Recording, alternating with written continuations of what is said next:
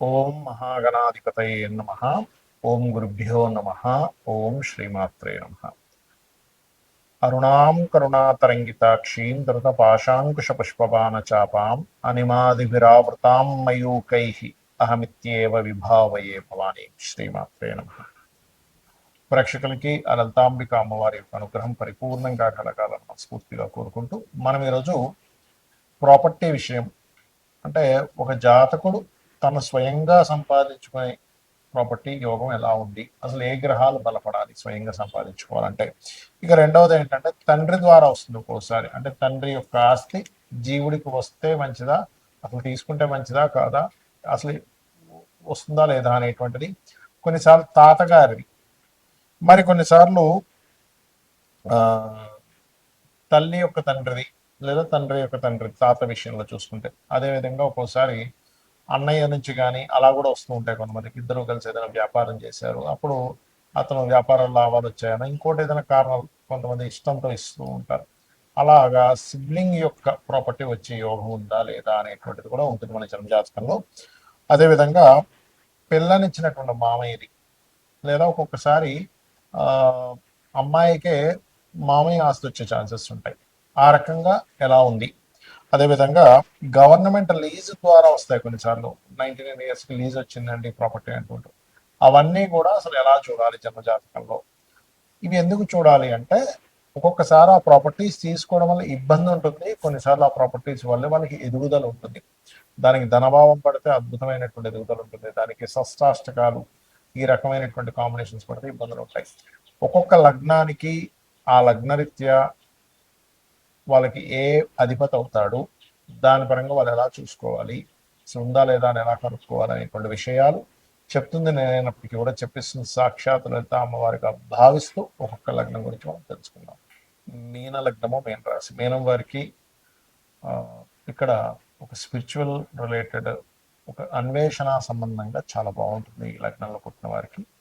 అయితే మీరు స్వయంగా ప్రాపర్టీ కొనుగోలు చేయాలి అన్నప్పుడు, మీకు ప్రత్యేకంగా మీ స్వయంగా కొనుగోలు చేయాలన్నా, లేకపోతే అమ్మమ్మ యొక్క ఆస్తికి రెండిటికి కూడా చంద్రుడే మన బుధుడే అవుతాడు, గుర్తుపెట్టుకోండి. అయితే బుధుడు కనుక చంద్రుడితో సంబంధం వస్తే ఇంకా తొందరగా వస్తుంది అమ్మమ్మ లేదా తల్లి తరపు ఆస్తులు అనేవి. అయితే ఇక్కడ స్వయంగా సంపాదించుకుంటానా లేదా అని కొంతమంది అడుగుతూ ఉంటారు. అప్పుడు మీరు స్వయం సంపాదన కారకుడైనటువంటి శుక్రుడు కనుక బుధుడితో కలిస్తే, లేదా 3-4 పోర్ట్ఫోలియోస్ కనెక్ట్ అయితే మీకు ఖచ్చితంగా స్వయంగా సంపాదిస్తారు. అయితే ఆ స్వయంగా సంపాదించే యోగాలు వస్తున్నప్పుడే అక్కడెక్కడ కూడా పాపకత్తిరిలో పడకూడదు. పాపకత్తిరిలో పడితే ఏమవుతుందంటే, మీకు రావాల్సిన ప్రాపర్టీ ఉంటుంది కానీ అది చేతికి రాదు. ఎందుకంటే అష్టమాధిపతి కూడా అవుతాడు ఇక్కడ శుక్రుడు, అంటే యాన్సిస్టర్స్ ప్రాపర్టీస్ కూడా కారకుడు అవుతాడు, తాతగారు ఆస్తికి కారకుడు కూడా. కాబట్టి శుక్రగ్రహం, ఒక్క శుక్రగ్రహము మీరు స్వయంగా సంపాదించుకోవడానికి, లేదా అన్నదమ్ముల నుంచి రావడానికి, లేదా తాతగారి నుంచి రావడానికి రూల్ చేస్తుంది ఇక్కడ. అలాగే మరి తండ్రి ఆస్తి కారకుడు ఎవరు? శని గ్రహం అవుతుంది మీన లగ్నానికి. అంటే శని బాగున్నాడు, తండ్రి ద్వారా మీకు ఎంతో కొంత ఆస్తి రావడము, అక్కడ నివసించడం ద్వారా బాగుండడము, వాటి వల్ల ఎదుగుదల ఉంటాయి. లేనట్లయితే దాన్ని బాగోలేడన్నప్పుడు దాన్ని అమ్మేసి కూడా కొనుక్కోండి. వదిలిపెట్టేయాలన్నప్పుడు వదిలిపెట్టేసేయండి కావాలంటే. కానీ ఎందుకంటే ఎప్పుడు కూడా ఒక గ్రహం, ముఖ్యంగా భూమికి సంబంధించినటువంటి ప్లానెట్స్ ఏవైతే రూల్ చేస్తుంటాయో అవి దాని ప్రభావం చాలా ఎక్కువగా ఇస్తూ ఉంటాయి. ఎందుకంటే జీవతత్వం కలిగి ఉంటుంది భూమి.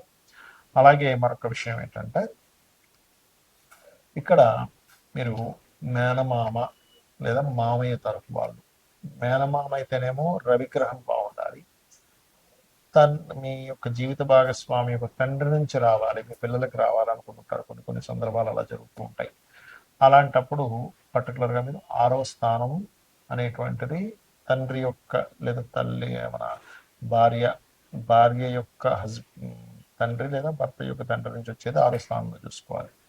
కానీ స్వయంగా మేనమామ నుంచి వచ్చేటువంటి ప్రాపర్టీ అనేటువంటిది పర్టికులర్గా మీరు ఈ కుజగ్రహం గనక బాగుంటే ఖచ్చితంగా మేనమామ వరుస వారి నుంచి వస్తూ ఉంటుంది. అయితే ఇక్కడ ఏదైనా ఒకటే గుర్తుపెట్టుకోండి, ఇవి చెక్ చేసుకొని అటువైపు నుంచి మీకు ప్రాపర్టీ వచ్చేటప్పుడు ఆ భావాధిపతులు, ఆ పోర్ట్ఫోలియోలు బాగుంటాయి. మీరు ఆ ప్రాపర్టీ తీసుకున్నప్పటి నుంచి లైఫ్లో రైజ్ అనేటువంటిది ఉంటుంది.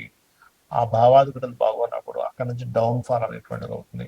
అలాంటప్పుడు మీరు తీసుకోకుండా మీ ఇంట్లో వాళ్ళకి ట్రాన్స్ఫర్ చేయడము, లేదా ఆ ప్రాపర్టీస్ అమ్మేసి ఇంకో ప్రాపర్టీ కొనుగోలు చేయడమో, లేకపోతే అక్కడే ఉండవలసిన పరిస్థితి ఉందండి, మేము ఇంకో దగ్గర కదలలేమన్నప్పుడు దానికి సంబంధించి రెమెడీస్ చేసుకోవడమో చేయండి, అనే విధాలు బాగుంటుంది.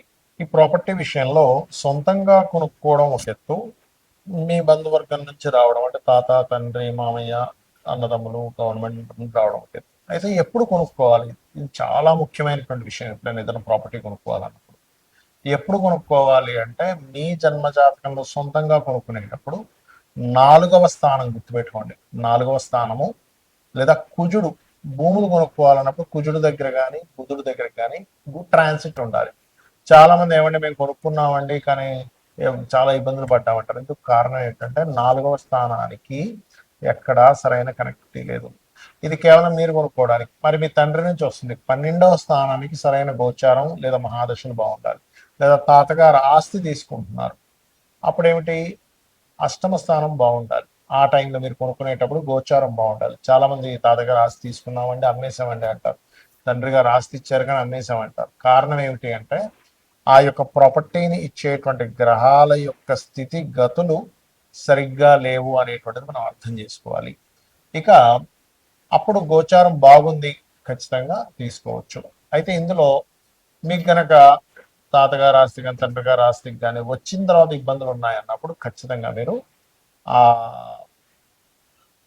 ప్రాపర్టీని యాజ్ ఇట్ ఈస్గా అమ్మేసి ఇంకో ప్రాపర్టీ కొనుక్కోండి. యాజ్ ఇట్ ఈస్గా వాళ్ళు సంపాదించినటువంటి ఆ ప్రాపర్టీ ప్లేస్లో యాజ్ ఇట్ ఈస్గా మీరు ఉండకూడదు.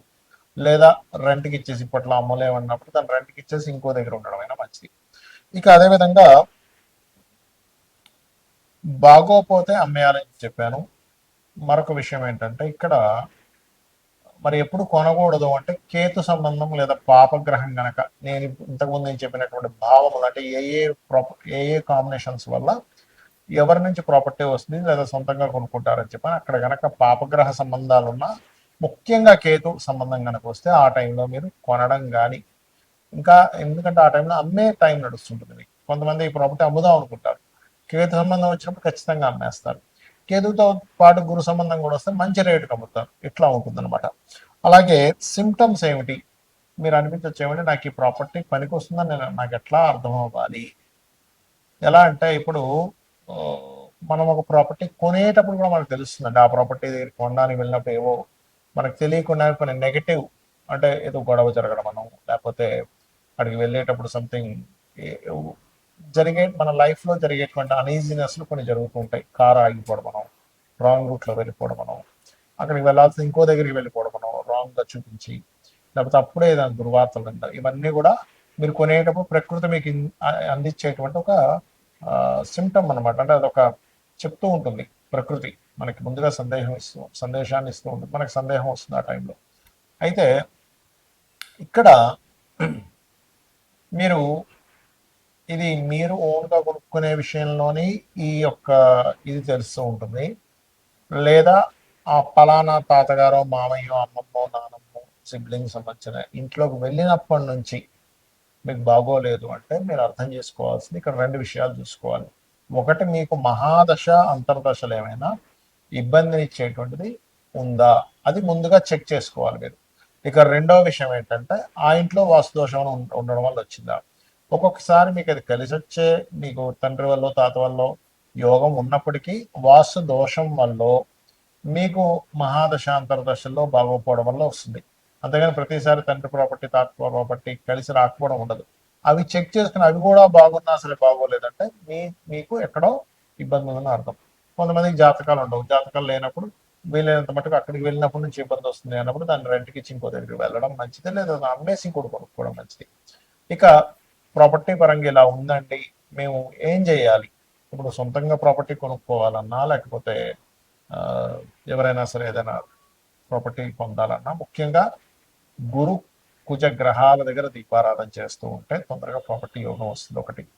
రెండవది, మణిద్వీప వర్ణన ఖచ్చితంగా ప్రాపర్టీ యోగాన్ని, ఏదైనా గృహం కొనుక్కోవాలనే యోగాన్ని కలిగిస్తుంది.